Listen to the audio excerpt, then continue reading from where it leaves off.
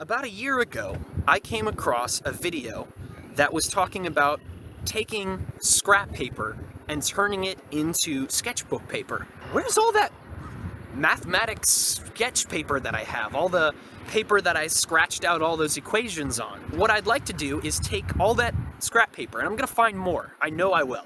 That was just what was accessible easily in my room. Take all of it, find a tutorial online, and try and follow it as best as I can, and just show you guys the process of taking scrap paper and turning it into sketchbook paper.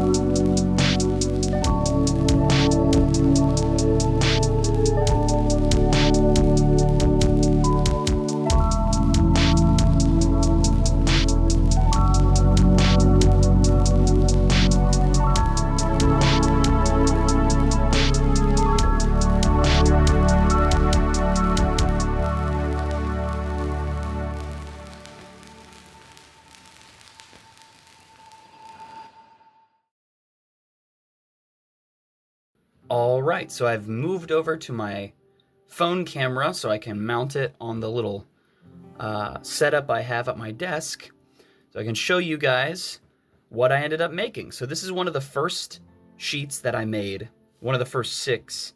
And I mention that because after I made the first 6, I decided to up the amount of paper pulp and make some thicker paper, because I didn't know how these were going to turn out. But I wanted to actually follow the tutorial and see how this peels off of the cloth that I used. And again, hopefully this will just peel right off and not tear. Oh, yes. That is awesome. So, I mean, there's texturing on both sides. Obviously, the side that with the mosquito netting has more, I guess, texture to it. It's a little bit rougher. And then the side that was touching the cotton is just a little bit softer. But I have made paper, and that's awesome. So that one's good, but it's pretty thin. It's probably closer to like actual paper consistency, which there's nothing wrong with that. But when I draw or write, I put a lot of pressure on the page. So after I did my first 6, on the next ones that I did, the rest of them actually, I made a total of 18 pages, and I'm gonna make even more because I can, and I have a lot more paper pulp and water to use.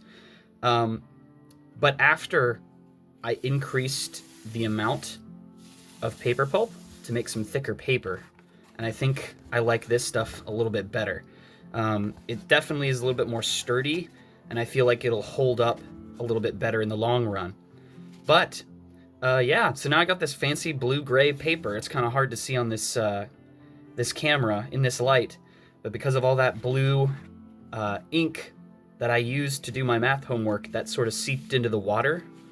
And since I reused that same water I soaked the stuff in, it's kind of put like a cool blue-gray cast over all the pages that I made. So yeah, like I said, I made 18 pages, and I'm gonna go make more because that was legitimately fun, and the video worked, and I'm very excited because now I know how to make paper.